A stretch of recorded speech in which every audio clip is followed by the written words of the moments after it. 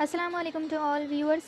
اس episode کے آغاز میں آپ دیکھیں گے احمد شدید زخمی ہوتا ہے، پھر وہ پانی مانگتا ہے اور اسے پانی پلایا جاتا ہے۔ عبد الرحمن کہتا ہے ہم جانتے ہیں کہ آپ بہت درد میں ہو، لیکن آپ کو صبر کرنا ہوگا احمد بھائی۔ احمد پوچھتا ہے جب آپ لوگ اس طرح کے درد میں مبتلا ہو اور دوا کا اثر نہ ہو رہا ہو تو تب آپ لوگ کیا کرتے ہو؟ عبد الرحمن کہتا ہے تب ہم اللہ کی پاک کتاب قرآن پاک کی تلاوت کرتے ہیں۔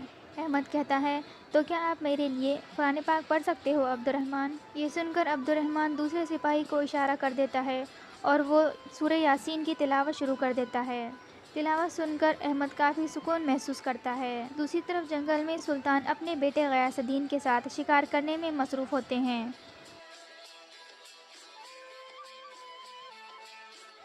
اس طرح سے سلطان ایک پرندے کو گرا دیتے ہیں، پھر ایک سپاہی اس پرندے کو لے کر آتا ہے۔ پھر سلطان کہتے ہیں اس کو باورچی نصیر الدین علی کے پاس لے کر جاؤ تاکہ وہ آج رات کو میرے اور میرے بیٹے کے لیے تیار کر سکے۔ پھر سپاہی کہتا ہے آج رات کو شاعر اور ناچ گانے والے بھی آپ کے خیمے میں آنا چاہتے ہیں، وہ آپ کی اجازت کے انتظار میں ہیں۔ سلطان کہتے ہیں انہیں آنے دو۔ اسی دوران غیاث الدین بھی ایک پرندے کا شکار کر کے اسے گرا دیتا ہے۔ سلطان کہتے ہیں تم نے اپنے آباء و اجداد کے طور طریقوں میں کافی بہتری حاصل کی ہے غیاث الدین۔ غیاث الدین کہتا ہے میری صرف ایک ہی خواہش ہے کہ میں آپ کے لائق بیٹا بن سکوں میرے سلطان۔ اس کے بعد سلطان اپنے سپاہیوں کو ایک طرف بھیج دیتے ہیں۔ پھر وہ کہتے ہیں غیاث الدین میں تمہیں جنگ پر روانہ ہونے سے پہلے کچھ بتانا چاہتا ہوں کہ میں نے کچھ اہم فیصلے کیے ہیں۔ میں تمہیں صبح ارجن جان دوں گا، میں تمہیں فوج کا سربراہ بناؤں گا اور میں نے تمہارے بھائی ارسلان کو اپنا جانشین چننے کا فیصلہ کیا ہے کیونکہ میں عالم اسلام کو منگولوں کے خلاف متحد کرنا چاہتا ہوں اور شہزادے ارسلان کی والدہ ایوبیوں کے خاندان سے ہے۔ یہ بات سن کر غیاث الدین کو اندر سے بہت برا لگتا ہے، لیکن وہ اظہار نہیں کرتا اور سلطان سے کہتا ہے آپ نے یقیناً صحیح فیصلہ کیا ہے سلطان۔ اس فیصلے سے ہماری دشمنی ایوبیوں کے ساتھ ختم ہو سکتی ہے۔ اب سے اپنے بھائی کی اطاعت کرنا آپ کی اطاعت کرنے کے برابر ہوگا۔ سلطان کہتے ہیں وقت آنے پر تم اپنے بھائی کا ساتھ دینا تاکہ ہماری ریاست اور زیادہ مضبوط ہو سکے۔ کبھی بھی اپنی ریاست کو خون میں جھونکنے کی کوشش مت کرنا۔ دوسری طرف کائی قبیلے کا ڈھول بجتا ہے اور لوگ اکٹھا ہونا شروع ہو جاتے ہیں۔ ایک طرف سے ترگت اور بامسی تیتن کو پکڑ کر لا رہے ہوتے ہیں۔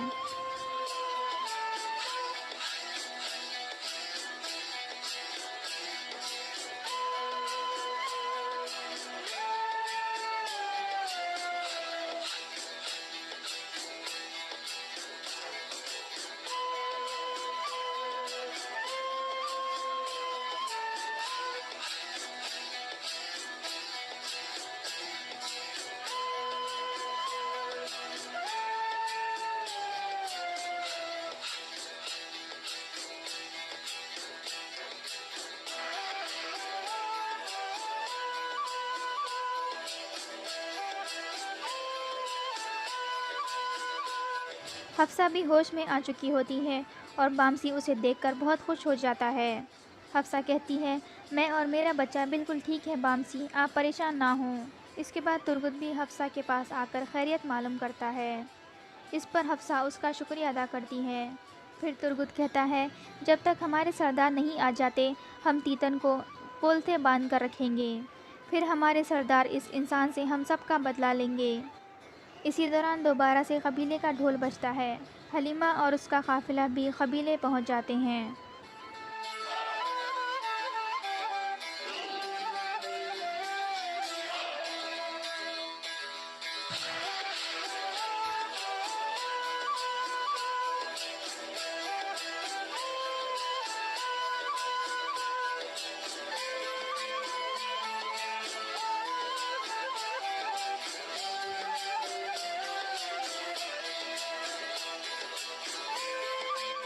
سب سے ملنے کے بعد ہائمہ حلیمہ سے پوچھتی ہیں ارطغرل کہاں ہیں؟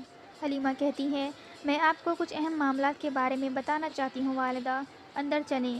اس کے بعد وہ سب لوگ اندر چلے جاتے ہیں۔ دوسری طرف کارا کیسل قلعے میں ماریا ایک بار پھر بازار میں گھوم رہی ہوتی ہے اور پھر وہ ایک مخصوص جگہ پر جا کر ایک چیز میں خط ڈال دیتی ہے۔ خط لینے والا آدمی بھی اس پر نظر رکھے ہوئے ہوتا ہے۔ ماریا جیسے ہی خط ڈال کر پیچھے ہٹتی ہے ارطغرل اس کے سامنے آ جاتے ہیں۔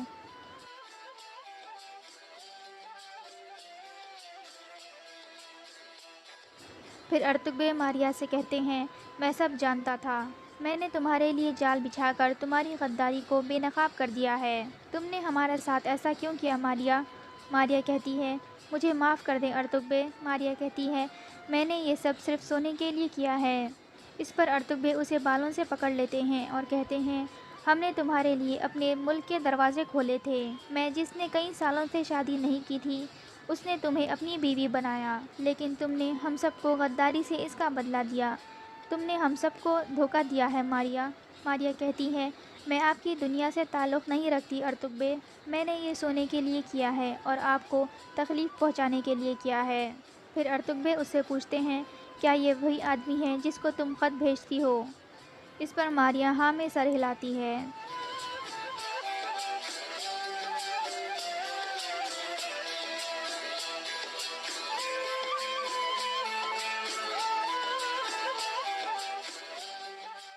پھر ماریہ کہتی ہے، مجھے معاف کر دے ارطغرل۔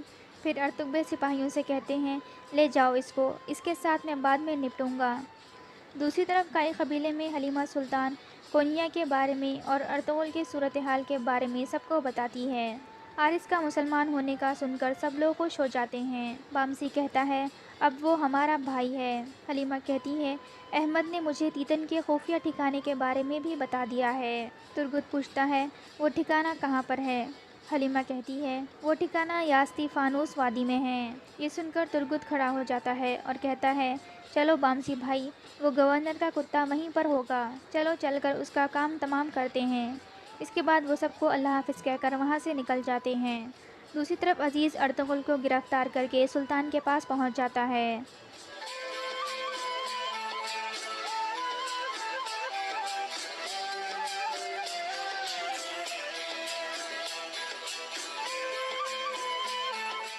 سلطان کہتے ہیں، تمہارے خیال میں تم کیا کر رہے ہو ارطغرل؟ تم میرے فیصلے کی خلاف ورزی کیسے کر سکتے ہو؟ کیا تمہارا انصاف مجھ سے بھی بڑا ہے کہ تم نے سارتین کا پیچھا کر کے اس کے کمانڈر کو مار دیا؟ تم اپنے آپ کو کیا سمجھتے ہو ارطغرل؟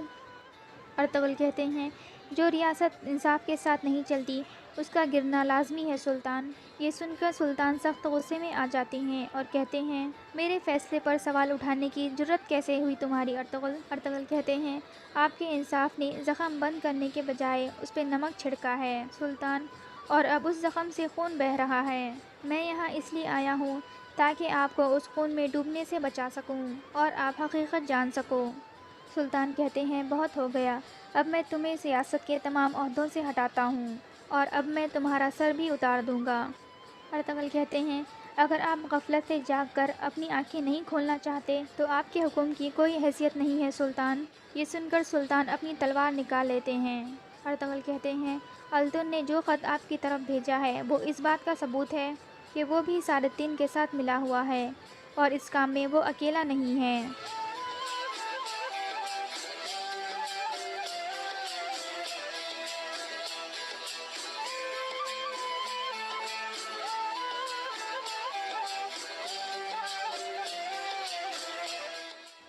اس طرح عزیز سلطان کو روک لیتا ہے اور کہتا ہے، راستے میں سارتین کے سپاہیوں نے ہم پر حملہ کیا تھا جن کو آپ اور ہم ریاست کے ساتھ وفادار سمجھتے ہیں۔ یہ سن کر سلطان حیران ہو جاتے ہیں۔ پھر ارطغرل کہتے ہیں، گوگتو نے حارث کا پیچھا کر کے اسے مارنے کی کوشش کی تھی کیونکہ سارتین اس سے انتقام لینا چاہتا تھا اور کیونکہ میں اس کی نیت جانتا تھا، اس لیے میں نے گوگتو کا پیچھا کیا اور اسے مار دیا۔ سارتین آپ کو قتل کرنے کا منصوبہ بنا رہا ہے۔ جب انہیں پتہ چلا کہ میں واپس آپ کے پاس آ رہا ہوں تو التون نے آپ کو خط لکھ کر مجھے بدنام کرنے کی کوشش کی ہے تاکہ آپ اپنے ہاتھوں سے مجھے قتل کر سکو۔ یہ سن کر سلطان سوچ میں پڑ جاتے ہیں۔ دوسری طرف ترگت اور بامسی تیتن کی خفیہ غار کے پاس اپنے سپاہی لے کر پہنچ جاتے ہیں۔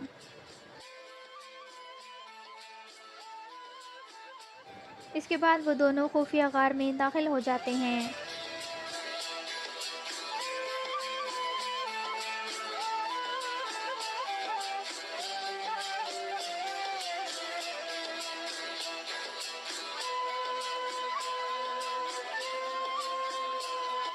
اس طرح کمانڈر اینتلوس اور اس کے سپاہی مارے جاتے ہیں۔ پھر بامسی اس کا سر اٹھا کر ایک زخمی سپاہی کو دیتے ہوئے کہتا ہے، اسے لے کر بلیجک کے گورنر کے پاس جاؤ اور اسے کہو جو لوگ ترکوں کو اپنا دشمن بناتے ہیں ان کے جسم پر سر نہیں بچتا۔ پھر وہ سپاہی وہاں سے چلا جاتا ہے۔ اس کے بعد ترگت اور بامسی اپنے سبھی سپاہیوں کے ساتھ واپس روانہ ہونے لگتے ہیں۔ اس دوران تیتن کے آدمی انہیں چھپ کر دیکھ رہے ہوتے ہیں۔ ایک آدمی کہتا ہے، ہم تعداد میں کم ہیں، اس لیے ہمیں ابھی حملہ نہیں کرنا چاہیے۔ دوسری طرف سلطان پوچھتے ہیں، انہوں نے میرے ساتھ ایسا کیوں کیا؟ ارطغرل کہتے ہیں، جب انہیں پتہ چلا کہ آپ شہزادے ارسلان کو اپنے تخت پر بٹھانا چاہتے ہیں تو آلتون نے سارتین کے ساتھ اتحاد کر لیا۔ وہ آپ کو قتل کر کے شہزادے غیاث الدین کو تخت پر بٹھانا چاہتے ہیں۔ پھر سلطان ارطغرل کی رسی کاٹ دیتے ہیں اور اسے کھڑا ہونے کو کہتے ہیں۔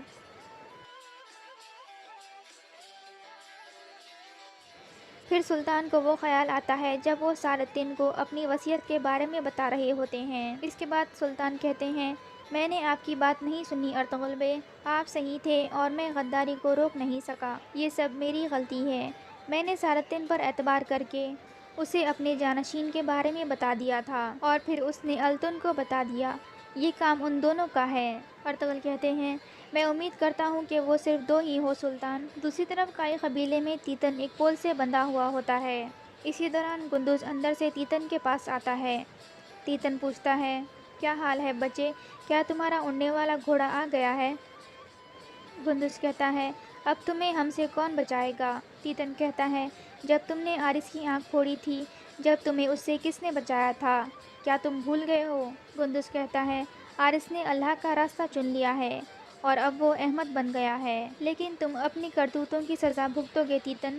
تیتن پوچھتا ہے، کیا احمد، اس کا کیا مطلب ہے؟ حلیمہ کہتی ہے، آرس مسلمان ہو گیا ہے اور اب وہ ارطغرل کا ایک ساتھی ہے۔ تیتن کہتا ہے، تم جھوٹ بول رہی ہو، وہ مسلمان نہیں ہو سکتا، وہ ہمارا ایک عظیم سپاہی ہے۔